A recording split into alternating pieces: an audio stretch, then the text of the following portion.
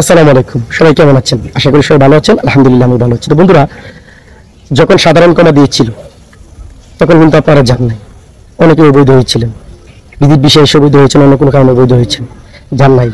এখন অবৈধভাবে কোনো একটা জায়গায় কাজ করতেছেন। আপনি কি জানেন যে অবৈধ অবস্থায় যদি আপনাকে ধরতে পারে 50,000 দিরহাম জরিমানা দিবে? তাছাড়া যার কোম্পানিতে কাজ করতেছেন কোম্পানির মালিকও জরিমানা হবে। এটা কি আপনারা জানেন? হয়তো অনেকেই জানেন, অনেকেই জানেন না। অনেক লোভের আশায় কিন্তু আপনারা পড়ে আছেন। এখন বর্তমানে গত কয়েকদিন আগেও আমি মানে দেখেছি বা আপডেট পেয়েছি যে প্রচুর দরপাকড়, প্রচুর বলার বাহিরে।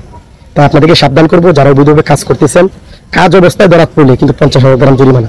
রাস্তাঘাটে যদি কাজ অবস্থায় ধরাত না পড়ে, রাস্তাঘাটে যদি ধরা পড়ে সেটা হলো অন্য কথা, আপনাকে নিয়ে নিবে, জেলে দিবে, হয়তো দেশে পাঠিয়ে দিবে। তো কাজ অবস্থায় যদি ধরা পড়েন তাহলে 50,000 দিরহাম জরিমানা, এবং যে মালিকের কাছে ধরবেন সেই মালিকেরও 50,000 দিরহাম জরিমানা। তাই সাবধান থাকুন, মালিক এবং কর্মী দুজনই। ঠিক আছে? আপনারা জানেন যে আমার একটা ফ্যাক্টরি আছে, আমার ফ্যাক্টরিতে কিন্তু অনেক ভাই আমাকে ফোন করে যে ভাই আমার আইডি নাই, এটা নাই, সেটা নাই, আমাকে একটু কাজ দেন। কেন রে ভাই?